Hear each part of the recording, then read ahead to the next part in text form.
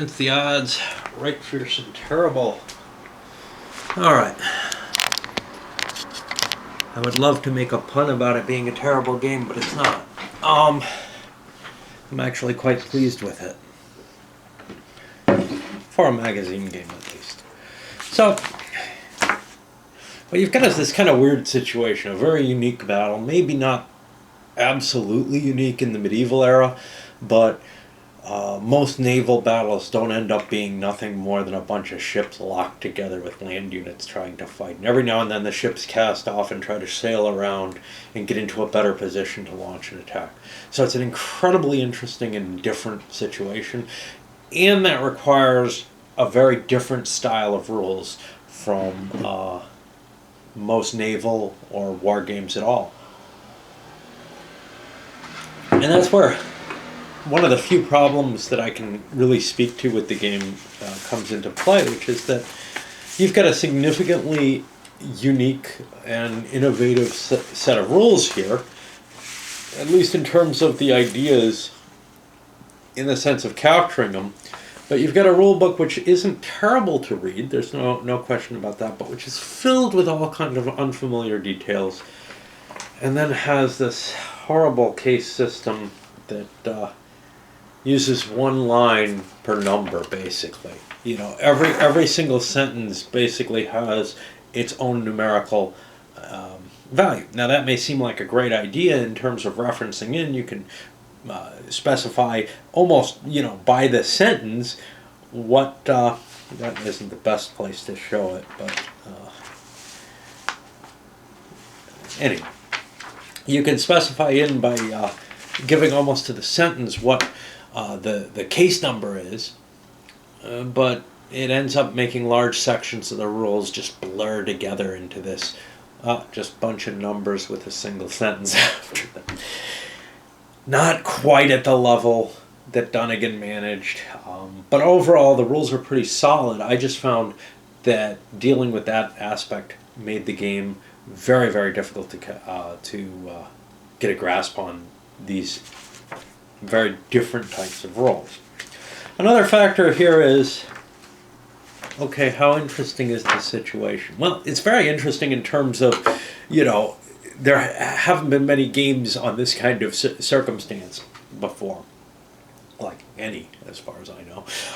But...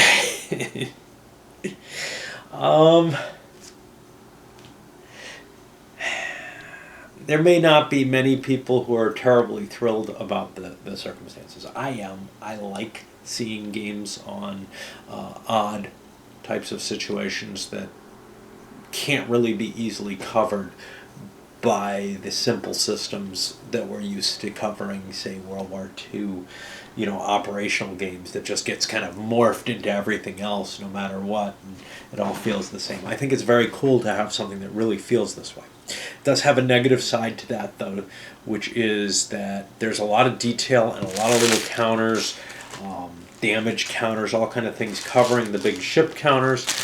So sometimes it's hard to tell what's going on, especially in terms of who controls the ship, right? Also, in terms of replayability, for me, there's not a great deal of desire to play another scenario of this right away. That's not a big surprise. But there is an attempt to give you more replayability by giving you different historical takes on plausible situations, things that different historians have put forward as how the battle actually went forward. Because, and this is where it kind of gets weak in terms of historical analysis, quite simply, we know just about nothing about this battle. We have a pretty good record of what the French ships were, but we're not sure whether or not the French army was present on them. We don't know whether or not they were castled. We have almost no idea about the British ships, except that we know that they were prepared, at the very least, for an invasion to begin with, and then for a sea battle afterwards when Edward had his horses removed from the ships. We can't be sure that they were castled either, though, to tell you the truth. And all that given, there's kind of okay, how much historical insight are you really getting here? Well, you're getting the same kind of insight that you would get out of reading some of the books for it, and then being able to do some thought experiments on your own. And that, in a way, is the best we can hope for from wargaming, right? I mean, does it really matter to what degree we know what specific unit is where? Or should our knowledge and our gaming endeavor be aimed at the same level at which the history is aimed? And in fact, I feel like some games go into too much detail about stuff I don't give a shit about at all. This game feels like it gives plausible options to play out the situation. And given the lack of historical knowledge, I find it refreshing to look at something that we don't have a complete OOB on, and so the web grogneebs dweebs are arguing about, no, the 31st of the 132nd wasn't there, only 2/3 of it was there. Great, man. That's beyond my level of interest in the history of especially something that has numbers like that, which is probably 20th century stuff. So yeah, I found it an intriguing little game with a little bit of mechanical aspects that kind of felt like they pushed the game a little too far. Decent amount of luck in it, there's no question there. In terms of when you look at the when you look at the core combat system for the melee, you're rolling 2 dice and adding sometimes fairly large numbers, and maybe seeing, can you get 3 times the other guy's score, and sometimes that's guaranteed, but usually it depends fairly heavily on that 2-die roll bell curve that you're dealing with. Also a bunch of other things that just rely on a single die that could make a big effect on the game. The only real mitigating factor there is Edward has the ability to mulligan once on some rolls, and you have the heroic capabilities of the knight units, which can also prevent a really bad roll from screwing you over. For example, the end of game roll, you could force that to not be an issue by taking a hit on some of your knights. The sequence of play in this is so weird. So I want to highlight this in case you haven't looked at the intro, although I went through it kind of in a more a less detailed way than I sometimes do with the intros. So the sequence of play runs down here, and it's a chit pull system with a twisted little modifier, which is that the person who gets the chit pull gets to decide who goes, usually. So like if you pull a chit and it says your side, you get to decide whether it's your side or the other side, and vice versa. If you pull the other side, they get to decide. So why is it chit pull? Because there's a couple of chits in there that are any's, which allow whoever draws it to decide to the squadron which unit moves. You have this sequence that's kind of weird. You do it per activation. Okay, that all makes sense, and it kind of follows a reasonable alignment. And then you get down to the Sally phase, where you kind of get to do some of the same things again. Now this is necessary because some units are loose from their squadron, and now I'm beginning to see why this weird situation was set up. This basically allows you to do it, to continue melees and to reinforce them, etc., that you're not triggering that turn by sending troops over on that turn. That can be a problem, though, because on the turn that you send your troops over, you're able to throw your fleet into the play. So you might want to withdraw some units. Well, that can be tricky to do. So anyway. And then you go through kind of an end-of-turn phase where you make some simple checks, like wind change and stuff. But you also have this decision on rallying your fleets or your units.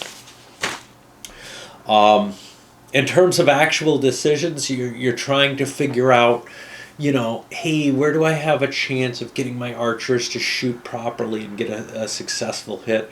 Where do I have a chance to launch a successful attack, and then is capturing a ship really worthwhile? What I really want to do is I want to kill off the other guy's marine units, because then he can't win anymore, basically. Once he's out of marines, he's not going to start capturing your ships. Now, maybe he can sink them by ramming and stuff like that. But there are a lot of different little choices that you have here and little means of getting towards victory. What we saw in my playthrough was that actually ramming ended up being a good part of how the French took out the English advantage in marine units, which isn't a starting advantage, but they were able to obtain an advantage in marine units by using their advantage with longbows. So there are a lot of different counters that you can take into play. You know, if one guy's winning the boarding battles, well, if you can cast off your grapples and smack into his damaged ships and stuff, you can sink or maybe your damaged ships that were yours but he's captured, you can smack into those ships and send his guys down to the bottom. So there's kind of this neat, different levels of choice that you have in terms of how you want to accomplish your goals. Anyway, component-wise, you can see the map is beautiful. The counters are really, really well done. My assumption is, against the odds, is generally very, very high quality component-wise for the magazines. The magazine itself, since this is my first against the odds magazine, my only one actually, it feels very competently done, and on the same level as you'd expect from a well-done professional wargaming magazine. Obviously, you're not necessarily talking about historical experts writing every one of these.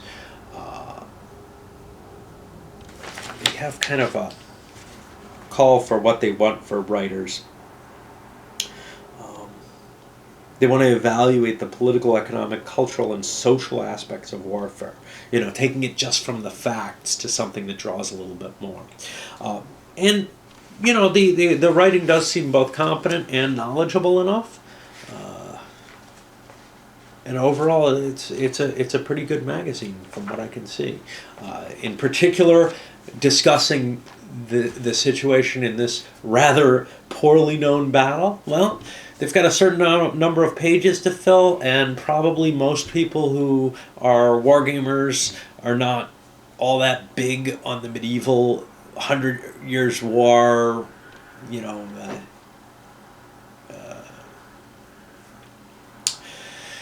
setting the stage for the war. So a great deal of the information there does that, giving you kind of a look into Edward's reason for making a claim on the French crown and this, that, and the other.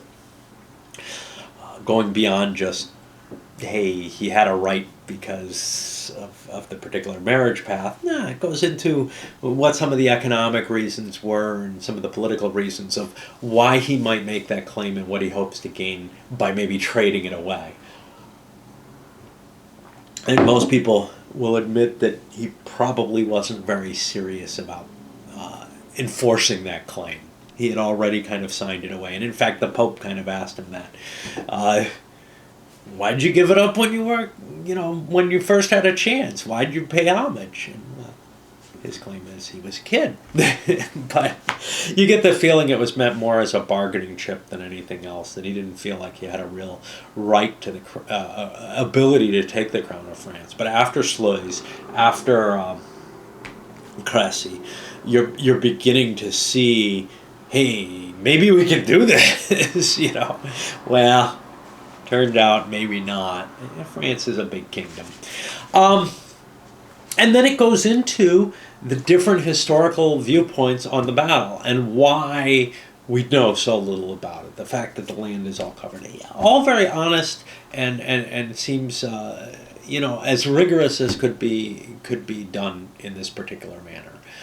Without going into, an archaeological survey of the terrain and stuff like that, which may be of no value anyway.